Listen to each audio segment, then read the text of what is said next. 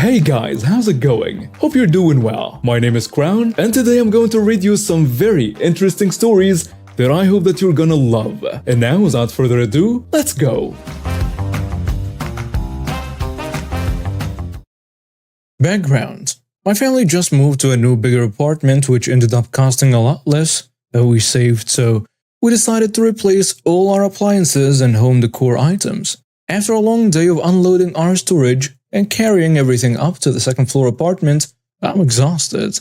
I still had to go to Walmart to get everything my apartment needs. I was accompanied by my 10-year-old son, who is a little tall for his age but looks older than he really is. That's important for later. My son and I entered Walmart, which is packed and the checkout lines are so long they stretch into the clothes aisle. While my son and I are shopping, he starts playing Pokemon Go on my phone. He walks behind me. We finally got everything we needed and headed to the checkout. As I walked around looking for the shortest line, I walked past Karen standing in the closing section, clearly not in line but staring at the checkout. My son and I got in line behind another customer, 10 feet away from where Karen was standing, and patiently waited for our turn. 5 minutes later, my son, excited to show me a new Pokemon he got, asks me to try to catch one. Since the line was moving slowly, I figured, why not? He hands me the phone and I attempt to play the game. As I'm trying my second attempt to catch a Pokemon, in comes Karen. I noticed out of the corner of my eye her card at the front side of my cart. I looked up to see Karen with her back facing me. She was speaking my way, trying to be nonchalant and pretend I wasn't there. At first, I didn't say anything, thinking she was looking at clothes or waiting for someone. At this point, I'm still playing the game with my son, but at the same time, I'm paying more attention to our surroundings and to Karen. As a customer before us moves up in line, we move forward too, because at this point Karen is inching closer in between me and the customer now, and she's obviously thought I wasn't paying attention because she tried to push her cart in front of mine. I pushed my cart forward, which blocked her way, and she then proceeded to push her cart into me. Excuse me, ma'am, but we are here in line first. You were way over there while we got in line. No, I was in line before you. I was trying to find a manager, so I walked over there, but this is still my spot in line. Me clearly knows she's lying. I'm sorry, but that's not how it works. Even if you were in line before, you still stepped out and you were nowhere near this line when I got here. And there was a manager in front of where you were standing, but not once in the 20 minutes I've been in line have you said a word to anyone, nor were you in any line. Everyone here is in a rush to leave too, so please wait your turn at the back of the line. How would you know? You've been looking at your phone the whole time and I was in line first. I was behind this customer in front of you first. You are the one cutting me, and if you don't move out of the way, I will tell the manager you're cutting me in line. If you don't move, I'll have you thrown out and banned from Walmart. Go ahead, do it, and cry me a river while you're at it. Because I don't care what you say or do, you're not cutting in front of me. You know what? Screw you, witch. She then starts to walk off after trying to ram me with her cart.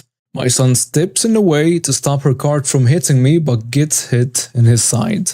Me loudly, wow, you just hit my son with your cart. You're crazy. If you can't wait in line, don't come to Walmart, Karen. Karen walks off and my son and I think it's the end of it. The customer in front of me is now at the register unloading her cart when Karen returns with the manager. Excuse me, ma'am. Yes? This lady over here told me you cut her in line and threatened to beat her up if she didn't shut up and leave. We don't tolerate that kind of behavior here at Walmart. I am going to have to ask you to leave the store, the manager tells me. I looked at him and was about to explain what really happened when Karen interrupted me. Karen, looking smug, thinking she won, takes it a step further. She also hit me with her cart. I want her arrested for assault. I want a police call that she assaulted me and threatened my life, all because I wouldn't let her skip me. The customer in front of me that was finishing up her transaction turned around looking irritated at the lies Karen was spouting. I have waited in this line for 30 minutes to check out, and at no point were you ever in a line behind me, nor did she ever threaten you. You threatened her and rammed your cart into hers. You threatened to have her removed and banned if she didn't let you in, then you hit her son with your cart. She was well within her rights to stand her grounds. The manager, looking confused now, asked me if it was true and both my son and I said yes at the same time. I started to explain my side of what happened, but Karen kept interrupting me. Lies, all lies. This dumb witch is a liar. She assaulted me. I want her arrested now. Calm down, ma'am. We will get to the bottom of this. But she cuts off the manager. No, I want her arrested now. She screamed at him.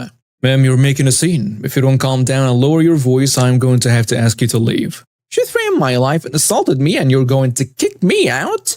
I want your manager now. I am the general manager of this store. If you want anyone above me, you'll have to call corporate. Now, ma'am, I'm going to ask you one more time to calm down before I trespass you from my store. Karen, upset that she's not getting her way. So this is how you run your store? You protect violent people who attack other customers and kick out the victims? I'll have your job. Well, you're not the victim here. Her son and her are. You threatened and attacked him because you got caught skipping the line. The nice customer told her, mind your own business, witch. No one asked you. It is my business. I witnessed everything and I will speak out against disgusting people like you. How dare you speak to me like that, you piece of… That's enough from you, the manager told Karen. The manager, not wanting to deal with Karen anymore, calls the police to escort her out of the store and trespass her. In comes the cool cop of our story. Hey sir, what seems to be the problem? He asked the manager. Well, I have a dispute between… But Karen, cutting off the manager with fake tears, says, Officer, this woman threatened my life and attacked me for no reason. I want to press charges and I want her arrested now. Officer, she is lying. She attacked my mother and me because we wouldn't let her cut us in line. Shut up, you're a pathetic excuse for a man, allowing this violent mother of yours in public. Karen yells at my son. She is not violent. She is my kind, caring mother. You are the violent one who can't even watch your mouth around kids. You even hit a minor with your cart. I did no such thing. It's true, I witnessed the whole thing. The nice customer was still there and she told the cop. They are lying. They are lying. I was the one attacked. Do you have footage of the incident? The cop asked the manager. Yes, I do. My loss prevention guy pulled it up as we were waiting for you to arrive. Karen starts to look nervous and starts making excuses to leave. That'll take too long and I'm in a hurry. But you insisted on a police being called. Besides, it shouldn't take more than 5 minutes. But I really have to go, you know? I'm in a rush. You haven't even checked out yet, and it looks to be a 20 to 30 minute wait, so there is plenty of time. But the cop cutting in. Ma'am, you're currently being detained and I can't let you leave now. Karen cutting out the cop. You can't detain me. I did nothing wrong. I have rights. From what I understand, you assaulted a minor with a weapon, which is a third-degree felony. But… No buts. Now sit quietly while we review the video. 10 minutes later, Karen was arrested for assault of a minor in a third degree, reckless endangerment of a child, disturbing the peace, and she was trespassed from all the Walmart stores. As she was escorted out of the store in cuffs, she just kept yelling she never hit a minor. Her son is 10 years old and you assaulted him with your cart. I suggest you use your right to remain silent. Everyone has had enough with your foul mouth. The cop took statements from everyone and then took Karen away. The manager apologized for our experience and gave me and my son a $50 gift card each. If convicted, Karen could face up to 5 years in prison and a fine of $10,000 or both. When I was in high school, my family lived quite a way out of town on a small chunk of mostly useless property. There is not much in the Texas Panhandle. That did have a very nice little garden and a barn/junk shed and a small pond stocked with fish. The barn and pond were there when we moved in. The garden and fish were our own additions and product of lots of hard work. Our very first interaction with the neighbors was the entitled parents coming over to inform mine that the previous owners had let their little creeps run loose all over the property and play in the barn and swim and fish in the pond. That last one is very obviously false, as there weren't any fish before we put them there. But this isn't about the entitled parents. We really had very little interaction with them. The little creeps were a boy and a girl. I would estimate 8 and 10. In retrospect, those two had issues that definitely weren't helped by their parents' parenting style. Our first introduction to the first little creep was getting up one morning, pulling on shoes, and trudging out to leave for school and finding him standing on the end of the short dock, peeing into the pond. None of us could really think of anything to say to that. It only got worse from there. The real problems began with dead rabbits. If we got up early, right around sunrise, we would often see rabbits moving around. There was a warren under one corner of the barn. It was a constant battle keeping them out of the garden, but we managed. I was sad but not super shocked to find a couple of rabbits dead in the driveway when I came home one afternoon. There were also coyotes out there and various snakes and raccoons. But then it was another, and none of them were eaten. It was getting worrisome and creepy, so I finally pulled on some rubber gloves and performed a post-mortem on the next one that turned up. The wounds weren't bites. They were BBs. It took another week to confirm what we guessed. My dad enlisted a friend to help us get all the cars out of the driveway and out of sight, while he stayed behind to watch. And sure enough, the little creeps showed up with their BB guns, entirely unsupervised, to kill small animals and leave them lying in our backyard. My dad is 6.5 feet tall and was quarterback in high school, and he was hoping that his disappointed face would put a stop to this. It didn't. He went striding out to give them a talking to, and they took off running home. He went after them, but no one would open the door to talk to him. He went over again after he saw their parents come home. Parents didn't answer the door either. He left a note saying that children were not welcome to hunt on a property and requesting money to replace the windows they chipped. They made a call to the local police to, let them know these kids were running around trespassing with firearms. Very big yikes. We caught the first little creep peeing on our lettuce a couple days later. The rabbit slaughter continued, but we weren't able to catch them again. The police actually did pick them up shortly after that for trespassing on a nearby construction site and causing tens of thousands of dollars of damage to the materials and large equipment. We chased them out of the garden a few times, shooed them out the dock, and spent several hours fishing the trash they've been throwing out of the pond. Putting out some fires they started. We tacked up no trespassing signs, informed the police about the subsequent weirdness, and put additional locks on the barn because someone, definitely absolutely not the little creeps, saw the locks off and stole things.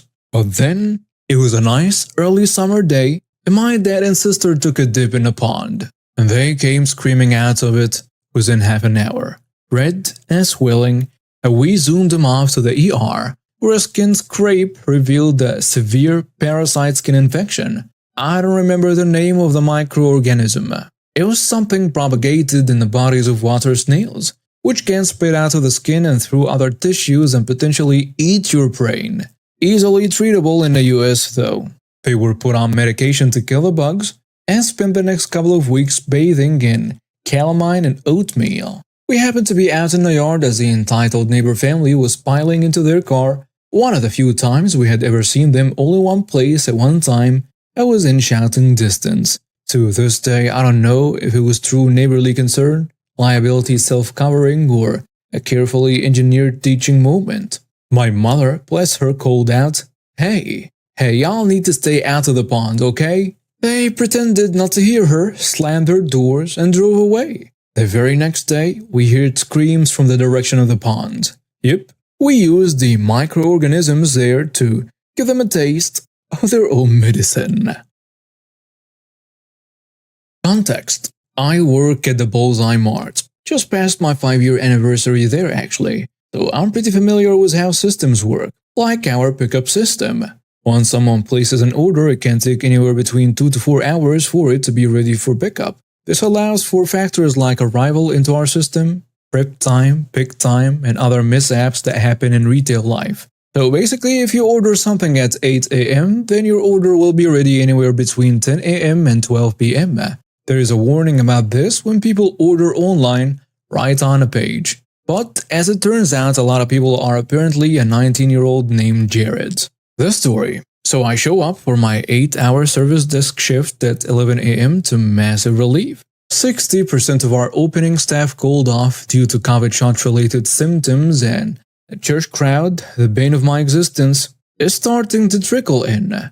Resigning myself to a long day and a daiquiri when I get home. 23-year-old baby. I get to work. 5 minutes in, the phone starts ringing. I don't pay much attention at first, thinking maybe one of the managers will pick it up when they notice a line curving towards the service desk. And that's when I notice one manager hopping on a lane to help line bust and another pushing an order cart. Well, that doesn't bode well. It can't be too bad, right?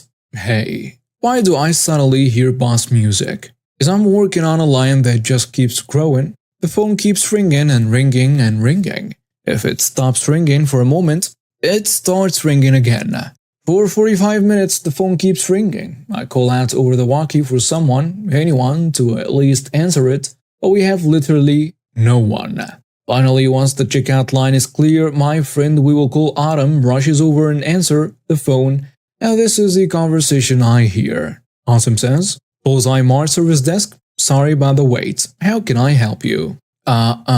Okay, what's the name of the order? Alright, let me check really quick. Sorry ma'am, it's not ready yet, but it says your order should be ready within the next 30 minutes or so. Oh, I'm not sure if… I'm not saying it's wrong, I just… Hold on a moment. Awesome turns to me. Can a customer come in and get their order if it's not ready? Me, still working on returns but still trying to help, so the customer can technically come in and get the item they ordered in store if they know we have it. It's just that they would have to cancel their original online order since they would technically be two separate transactions. Otherwise, it is recommended that they wait until they get the email saying the order is ready. Autumn says okay, and she tells the customer on the phone what I just told her. Alrighty then. Again, sorry for the long wait. Have a nice day. Goodbye. And so that was the end of it. Hey, did the boss music just get louder? 10 minutes later, a woman in her mid-30s carrying a 6-month-old daughter in her arms walks up to the service desk. This is the Karen of the story. I say, "Hi, how can I help you?" "Hi, I called a bit ago about a pickup order. The girl on the phone says it wasn't ready yet, but I was wondering if it was ready now." Me, remembering Autumn told her it would be another half an hour at least before it was ready, but not wanting to be rude, I say, let me check. What's the name on the order? She tells me. Alright, let me see. Shock, horror. Not at all surprising. Her order of an infant life jacket isn't ready yet. Sorry ma'am, but it's not ready yet. Let me just… But I ordered it at 10 a.m. when the store opened. Why isn't it ready yet? Well, you might have ordered it at 8 a.m. but our system might not have got it until maybe 9 a.m. Why not? Because I'm fairly certain Bullseye Mart's pickup servers are overseas. Karen scoffs. Excuses. Now I specifically ordered this as a bring it to my car pickup. I didn't want to bring my daughter into the store, and now look at what you made me do. Side note. In my state, we're around 50% immunized against COVID as a population, and we just opened up immunization to 13 and up. Not to mention at this Bullseye Mart, if you've been completely immunized against COVID, it is your choice if you want to wear a mask or not. I've only had the first show, so I still mask up. This woman wasn't wearing a mask, so either she's been immunized, or she never liked wearing masks in the first place. 50-50 shot. Also, I've seen babies younger than hers in a store since at least May last year. I tell her, if you'd like, I can call back to our order placement crew and check and see if they have your ordering card. Karen says, why didn't you do that in the first place? Sighing and shooting the baby in her arms, a pitying look, I call back to my coworker and ask if anyone has an infant life vest in their cards. My manager, let's call her Nevea, answered and said it was in her card.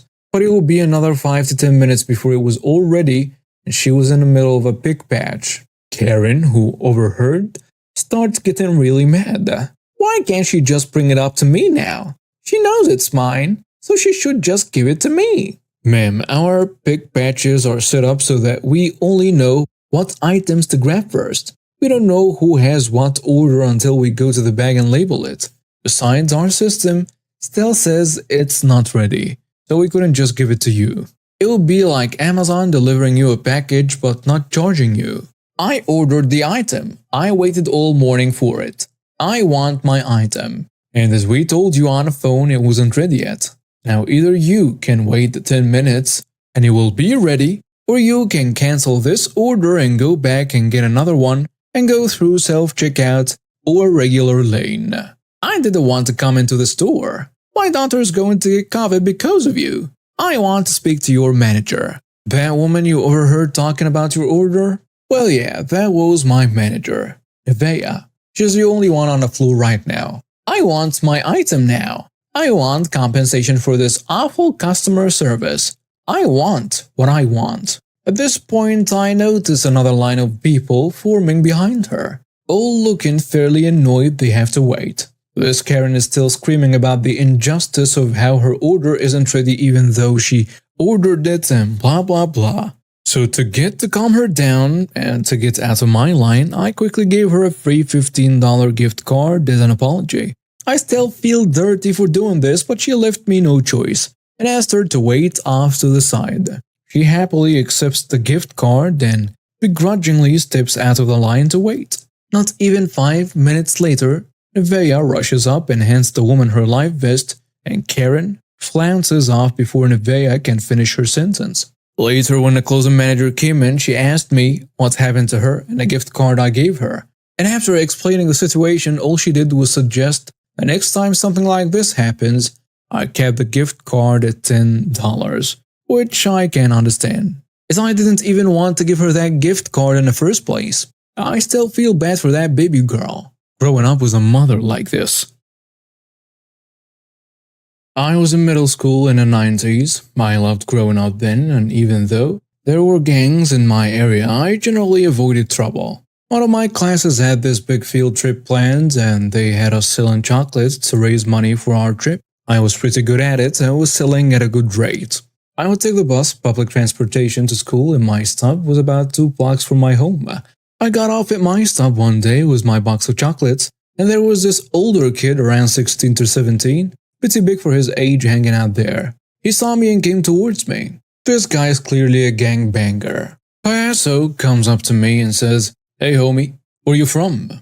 He was asking what gang I was from. It's not the first time I get challenged like this, so I just reply, "I don't bang man. I'm just a junior high kid."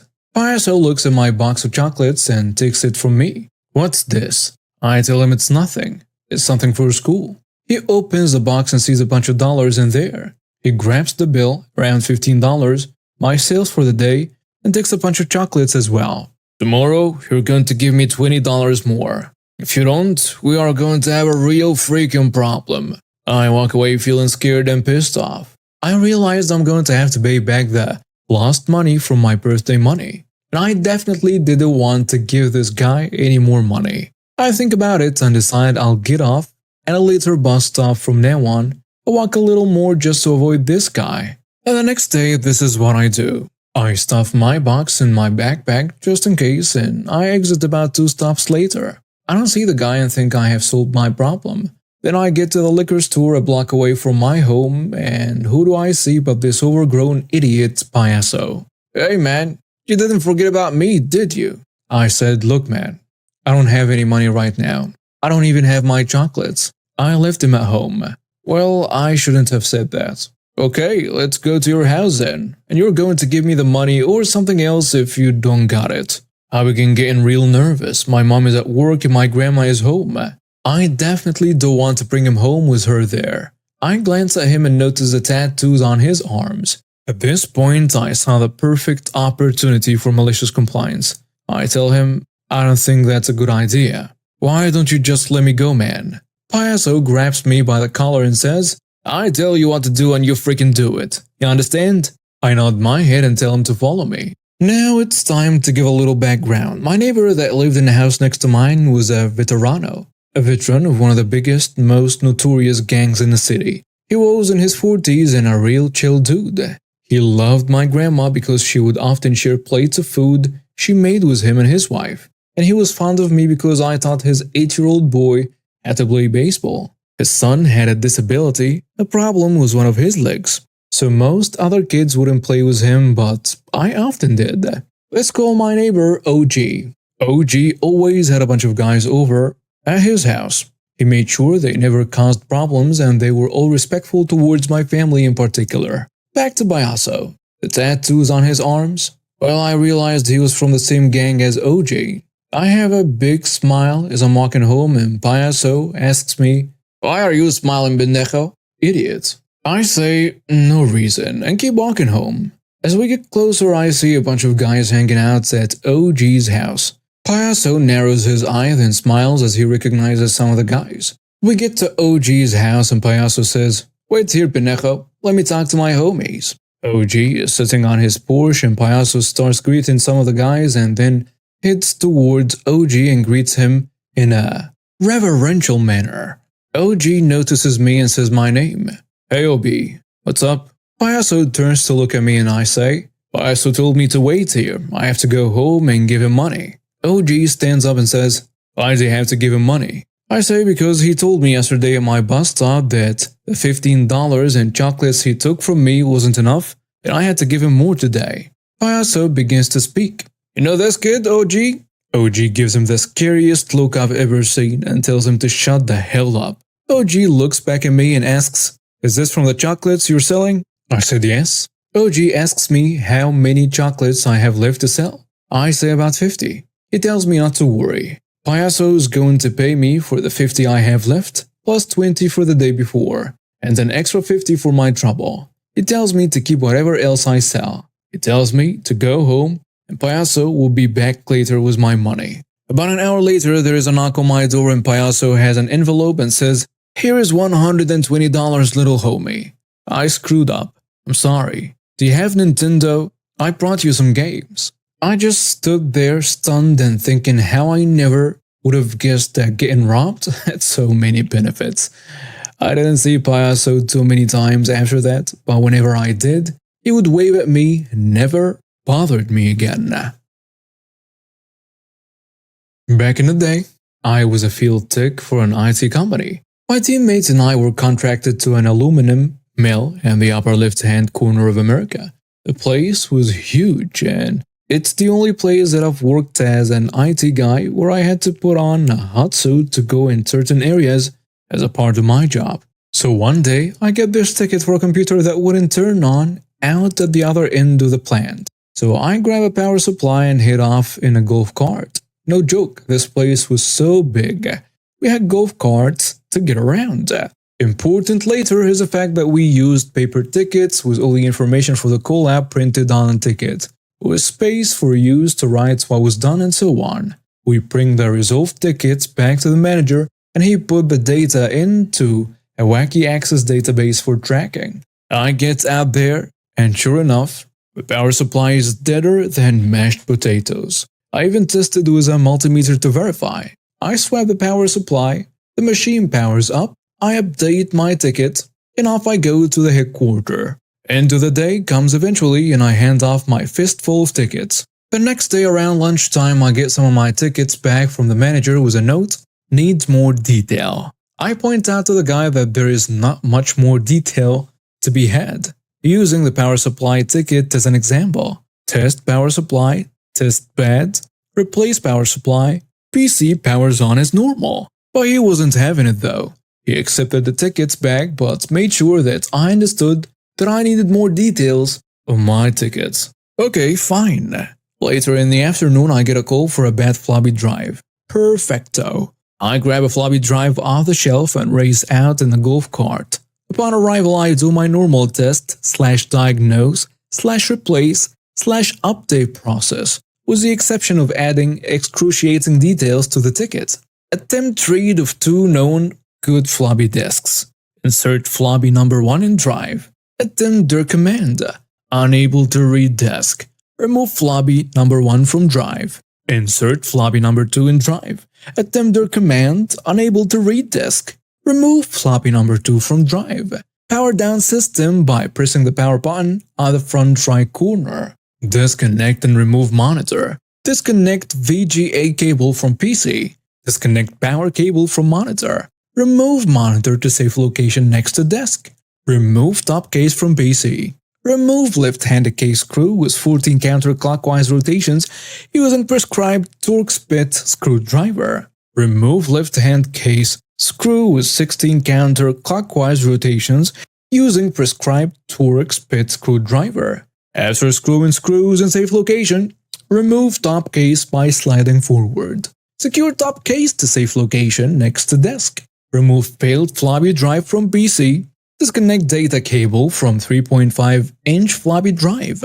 Remove front left screw from floppy drive with 12 counterclockwise rotations using prescribed torque spit screwdriver. Remove back left screw from floppy drive with 11 counterclockwise rotations using prescribed torque spit screwdriver. Remove front right screw from floppy drive with 13 counterclockwise rotations using prescribed torque spit screwdriver. Remove back right screw from floppy drive with 12 counterclockwise rotations using prescribed torque spit screwdriver. Slide failed floppy drive forward to remove from drive cage, and so on. The process documentation went on like this, filling the entire front of the ticket and continuing on to fill the back of the page. It was a thing of beauty. It took me about 20 minutes to write this all out, describing the replacement of a floppy drive in excruciating detail. At the end of the day, I turned in my stack of completed tickets to the manager with a smile and a wave.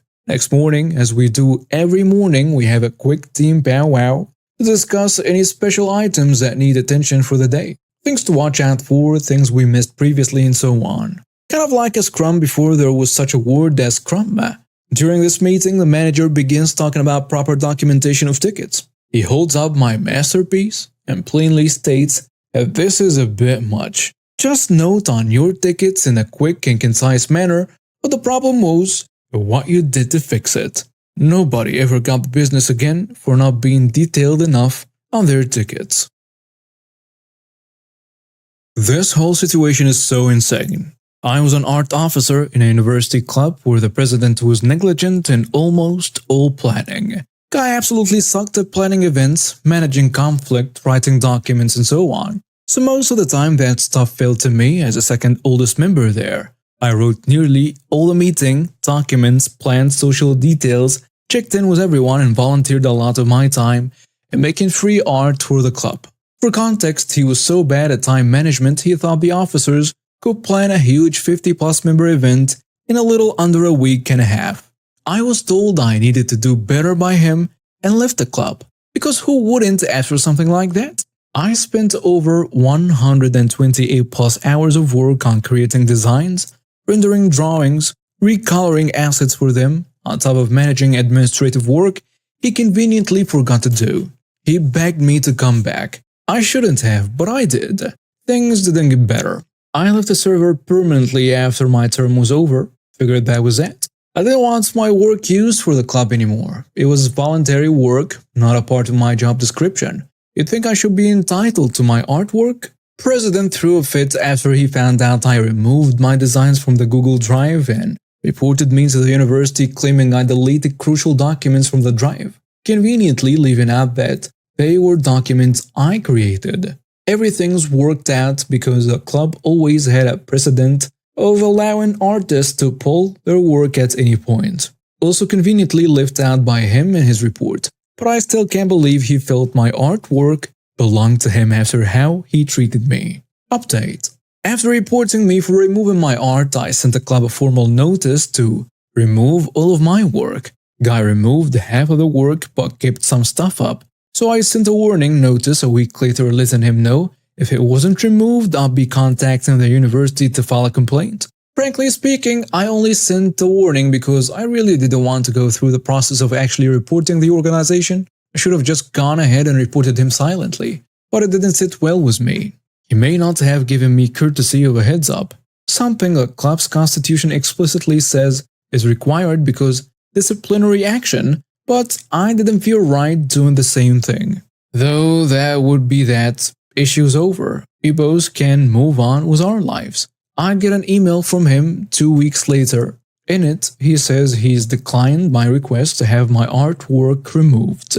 My work belongs to the organization, and if I want, we could have a mediated discussion to come to a civil conclusion to our unfortunate disagreement. Funny how it's turned into an unfortunate disagreement after he attempted to have me punished by the university for my own work. Worst case scenario, I could have lost scholarships over this. I didn't, everything worked out well, but this level of escalation was grossly unjustified.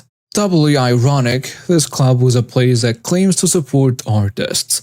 So now I am meeting with a university lawyer to see what I can do about this. Here's hoping things work out. I have a ton of evidence disproving I ever signed my works right away.